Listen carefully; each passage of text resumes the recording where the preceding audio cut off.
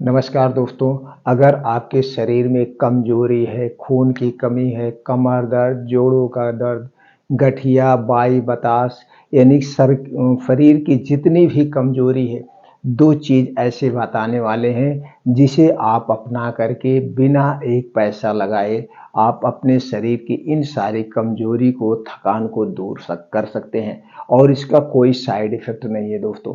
तो उसके पहले हम ये जान लेते हैं हमारे शरीर में कमजोरी क्यों आती है।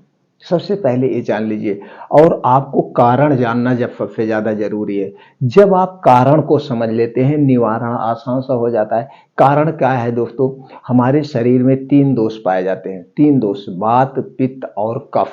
जब आपके शरीर के 3 दोष बढ़ते हैं तभी आपके शरीर में कोई बीमारी आती है। तो आप अपने शरीर के 3 दोष को बढ़ने मत दीजिए। अब इसको बढ़ाने वाली जो चीज़ें हैं उसे आप मत खाइए, आपका शरीर बीमार ही नहीं होगा और जब शरीर बीमार नहीं होगा, जो कुछ भी आप खाएँगे, पिएँगे वो आपके शरीर में लगेगा। तो जब आपका पाचन तंत्र गड़बड़ होता है, सीधी सी बात है, जब आपका पाचन तंत्र गड़बड़ होता है, जो कुछ आप खाते हो ठीक से डाइजेस्ट नहीं होता है, तो आपके शरीर को प्रॉपर ना तो खून मिल पाता है, ना तो सारे पोषक तत्व मिल पाते हैं। तो दोस्तों ये काम आपको करना है, अपने शरीर के वात पित्त कफ को बैलेंस में रखता है। वात पित्त कफ क्या चीज़ है, इससे संबंधित चैनल पर वीडियो पड़ी है, आप देख सकते हैं। दूसरी चीज़ दोस्तों, आपको ऐसे डाइट को मैनेज करना होगा जिसमें हर एक तरह के प्रोटीन्स विटामिन्स पाए जाते हैं। तो जब हमारे शरीर में प्रोटीन्स विटामिन्स की कमी होती है तभी हमारे शरीर में विकार उत्पन्न होते हैं। तो अगर मान लीजिए विटामिन डी कैल्शियम की कमी हो गई तो क्या हुआ, आपके शरीर में जोड़ों में दर्द होगा, हड्डी में दर्द होगा, आपके शरीर का विकास रुक जाएगा। तो आप विटामिन डी और कैल्शियम से संबंधित क्या लेते हैं, डाइट लेते हैं, कैप्सूल लेते हैं, तो आपकी उसकी पूर्ति होती है, शरीर का दर्द बंद हो जाता है। तो दोस्तों आपको ऐसे डाइट को मैनेज करना होगा जिसमें हर एक तरह के प्रोटीन्स विटामिन्स पाए जाते हैं। तो दो चीज़ें आज आपको हम ऐसे बताने वाले हैं जिसकी लागत कुछ भी नहीं है, जिसकी लागत कुछ भी नहीं है, लेकिन इसे डेली रूटीन में आप शामिल करके स्वस्थ व निरोग रख सकते हैं। तो दोस्तों चलिए इसे जानते हैं, इसमें क्या क्या पाया जाता है, इसे कैसे हमें प्रयोग करना है। दोस्तों पहला है आपका संतरा। संतरा दोस्तों इसमें विटामिन सी का प्रमुख स्रोत है, इसके साथ साथ इसमें vitamin A, vitamin E, vitamin के और उसके साथ साथ कैल्शियम, फास्फोरस, मल्टीविटामिन, एंटीऑक्सीडेंट का एक प्रमुख स्रोत है। यानी छोटे मोटे बहुत सारे प्रोटीन्स विटामिन पाया जाता है। दूसरा है दोस्तों इसके साथ में जो आपको लेना है खाने वाला चूना। यही जो चूना पान में खाया जाता है, ये चूना दोस्तों बहुत ही शक्तिशाली चूना है। इसके अंदर बहुत ही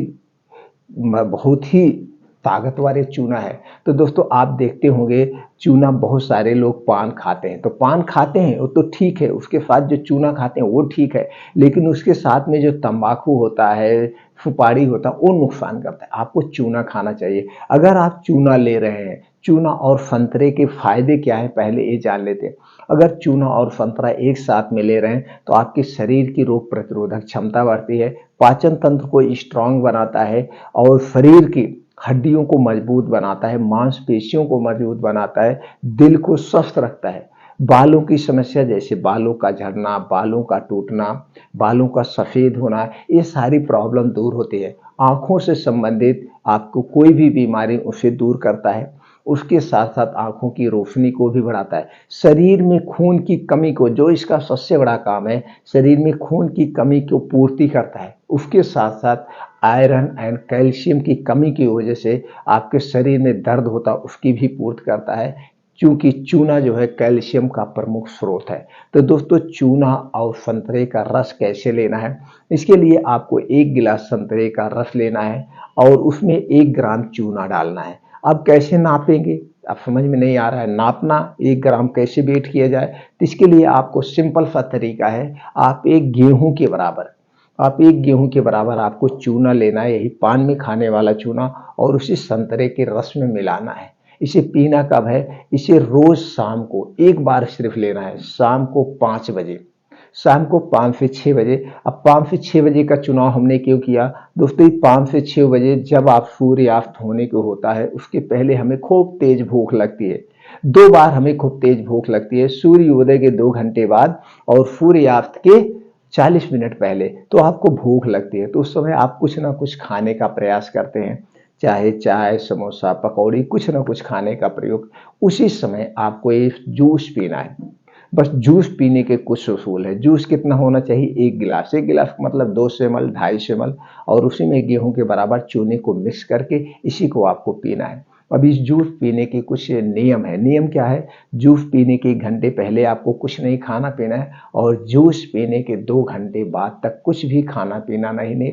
आपके इसी ढंग से इसको, अगर आप इसे ले रहे हैं, डेली ले रहे हैं, 21 दिन लेके देखिए, आपके शरीर के सारे दर्द दूर हो जाएंगे।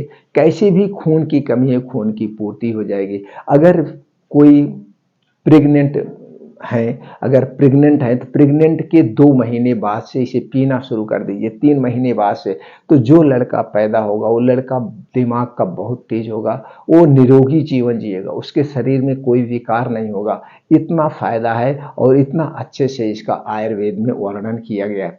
तो दोस्तों इसके बहुत सारे बेनिफिट है, सभी लोग इसे ले सकते हैं, अपने शरीर के, अपने स्वास्थ्य की सुरक्षा कर सकते हैं। तो उम्मीद करते हैं दोस्तों आप लोग को इस संतरे का रस और चूना ये बहुत बेस्ट फार्मूला है, इसे आप प्रयोग कर सकते हैं, अपने शरीर को स्वस्थ व निरोग बना सकते हैं।